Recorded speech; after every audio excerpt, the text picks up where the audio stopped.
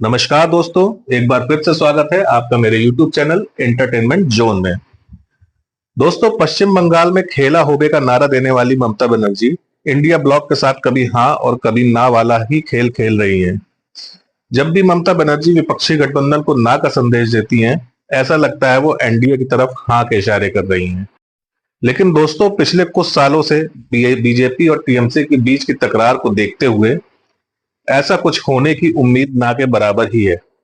लेकिन दोस्तों, राजनीति में कुछ भी असंभव नहीं होता है।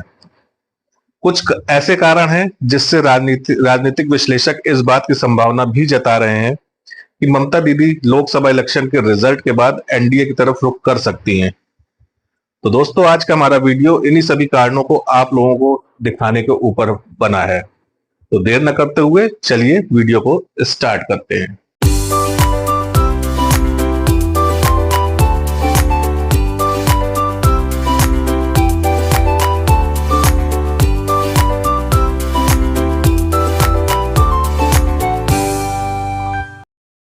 तो दोस्तों, तूफान रेलम और आखिरी दौर के मतदान के नाम पर ममता बनर्जी ने 1 जून को होने वाली इंडिया ब्लॉक के बैठक से खुद को अलग कर लिया है। ताजा स्टैंड के आधार पर ममता बनर्जी को फिलहाल विपक्षी गठबंधन से अलग भी समझा जा सकता है और हाल के बयानों के हिसाब से उनको इंडिया गठबंधन का हिस्सा भी माना जा सकता है। दोस्तों, ममता दीदी ने अपने हिसाब से कांग्रेस की पसंद वाले इंडिया ब्लॉक और बीजेपी के नेतृत्व वाले एनडीए दोनों से ही अलग रखा हुआ है। अभी तो मैसेज यही हो सकता है कि वो किसी लॉबी में शामिल ना होकर एकला चलो की राजनीति करना चाहती हैं, जैसे अब तक ओडिशा के मुख्यमंत्री नवीन पटनायक और आंध्र प्रदेश के मुख्यमंत्री जगनमोहन रेड्डी करते आ रहे थे। लेकिन दोस्तों, जरूरी नहीं है कि 4 जून को चुनाव नतीजे आने के बाद भी पुराने राजनीतिक समीकरण देखने को मिले। जिस तरह से प्रधानमंत्री नरेंद्र मोदी उड़ीसा में नवीन पटनायक की सेहत पर सवाल कर रहे हैं और जिस तरह वो आंध्र प्रदेश सरकार पर भ्रष्टाचार में डूबे होने का इल्जाम लगा रहे हैं, आगे क्या होता है अभी किसे पता है। दोस्तों, ये भी हो सकता है कि नवीन पटनायक और जगनमोहन रेड्डी ही अपना स्टैंड बदल लें और बहुत हद तक ये भी संभव है कि बीजेपी नेतृत्व ही ये मॉडल आगे ना चलने दे, क्योंकि ये सब चुनाव नतीजों पर ही निर्भर करता है। जहां तक ममता दीदी की बात है, कोई दो राय नहीं कि वो अभी से दोनों ही राजनीतिक गठबंधनों से बराबर दूरी बनाकर चल रही हैं और अपने हिसाब से पूरी तरह नफा और नुकसान की पैमाइश करके ही आगे बढ़ना चाहती हैं। दोस्तों, 2019 के आम चुनाव में ममता बनर्जी को ज्यादातर विपक्षी दलों का भरपूर साथ मिल रहा था, लेकिन कांग्रेस को यह सब बिल्कुल भी पसंद नहीं आ रहा था। तब कांग्रेस ने अपनी नाराजगी सार्वजनिक तौर पर जाहिर नहीं की थी, क्योंकि राहुल गांधी को भी विपक्ष की तरफ से संयुक्त बयान देने का मौका दिया गया था और फिर राहुल गांधी के बयान पर पाकिस्तान में सुर्खियां बनने की बात बोलकर बीजेपी ने खूब बवाल किया था। 2019 में वोटिंग खत्म होने के बाद एग्जिट पोल आए तो भी विपक्ष की उम्मीदें नहीं टूटी थी। कुछ घंटों के लिए ही सही, सबकी साझेदारी से राष्ट्रीय सरकार बनाने की भी काफी कोशिशें हुई थी और नतीजे आने के ठीक पहले टीडीपी नेता एन चंद्रबाबू नायडू ने राहुल गांधी और ममता बनर्जी के बीच कड़ी बनकर तात्कालिक तौर पर राजनीतिक समीकरणों को शेप देने की भी कोशिश की थी। दोस्तों, नायडू ने तो जैसे तैसे राहुल गांधी को मीटिंग के लिए राजी कर भी लिया था, लेकिन ममता दीदी तैयार नहीं हुई। नतीजे आए और पहले के मुकाबले ज्यादा लोकसभा सीटों के साथ बीजेपी सत्ता में लौट आई। ममता बनर्जी के गुस्से का लेवल तब पता चला जब बुलाए जाने के बावजूद तृणमूल कांग्रेस नेता मोदी सरकार 2.0 के शपथ ग्रहण समारोह से दूर रही। दोस्तों, उसके बाद धीरे धीरे मोदी शाह से ममता दीदी का मिलना जुलना तो शुरू हो गया था, लेकिन बात बात पर टकराव होता रहा और 2021 के बंगाल विधानसभा चुनाव में तो कुछ बचा ही नहीं। चुनावों के बीच ही ममता बनर्जी ने ऐलान किया कि एक पैर से बंगाल जीतूंगी और 2 पैर से दिल्ली। बंगाल तो जीत गई, लेकिन दिल्ली आते ही ममता बनर्जी को कांग्रेस ने रंग दिखाने शुरू कर दिए। ममता ने कांग्रेस को किनारे रखकर विपक्ष को एकजुट करने की कोशिश की, लेकिन सोनिया गांधी ने शरद पवार और लालू यादव की मदद से सारा खेल बिगाड़ दिया। दोस्तों, राष्ट्रपति चुनाव, उपराष्ट्रपति चुनाव से लेकर इंडिया ब्लॉक के गठन तक ममता बनर्जी कभी इधर तो कभी उधर नजर आती रही और फिर इंडिया ब्लॉक बनने के बाद बैठकें भी होने लगी। ममता बनर्जी कभी अडानी के मुद्दे पर राहुल गांधी पर नाराज हुए तो किसी मीटिंग में मल्लिकार्जुन खड़गे को प्रधानमंत्री पद का उम्मीदवार और प्रियंका गांधी वाड्रा को वाराणसी से प्रधानमंत्री नरेंद्र मोदी के खिलाफ चुनाव लड़ने जैसे सुझाव भी देने लगी। तो दोस्तों, ममता बनर्जी के हर एक्ट और हर सलाह में राजनीति देख कांग्रेस भी सतर्क रही लेकिन कभी तीखे बोल सुनने को नहीं मिले।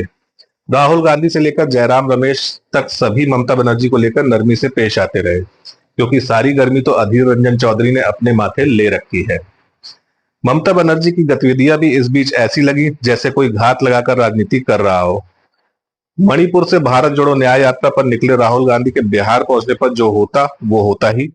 ममता बनर्जी ने पहले ही ऐलान कर दिया कि पश्चिम बंगाल की सभी 42 लोकसभा सीटों पर वो अकेले चुनाव लड़ेंगी। मतलब इंडिया गठबंधन जो समझना चाहे समझता रहे, ममता बनर्जी के मुंह से इंडिया गठबंधन सुनकर भी कांग्रेस ही समझना चाहिए।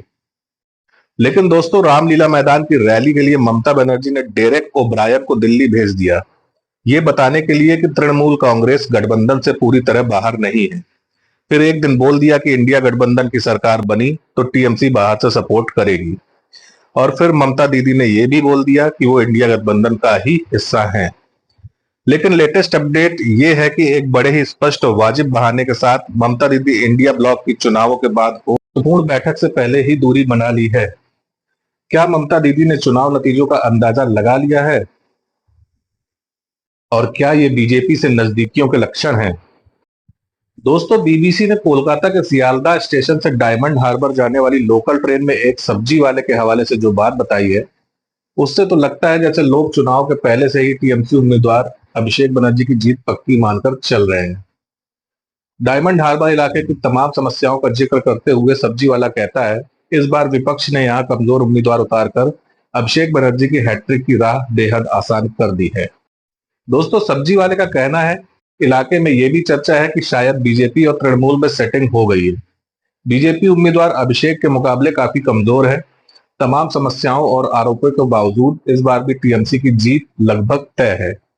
दोस्तों, उसी रिपोर्ट से यह भी मालूम होता है कि जो लोग बीजेपी की तरफ से उम्मीदवार के नाम की घोषणा में देर के लिए मजबूत नेता की तलाश समझ रहे थे, वे गलत सोच रहे थे।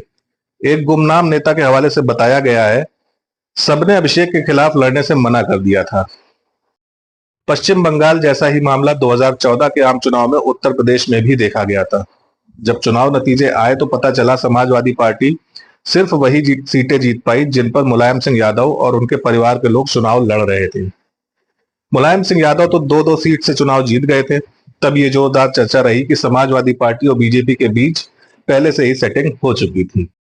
दोस्तों, कांग्रेस नेता अधीर रंजन चौधरी तो अभिषेक बनर्जी के खिलाफ जांच एजेंसियों के एक्शन से बचने के लिए ममता बनर्जी पर बीजेपी के साथ समझौते का आरोप लगाते रहे हैं, और बदले में कुछ दिन पहले ही अभिषेक बनर्जी ने तृणमूल कांग्रेस और कांग्रेस के 20 सीटों का समझौता न होने के लिए अधीर रंजन चौधरी को ही जिम्मेदार बताया था।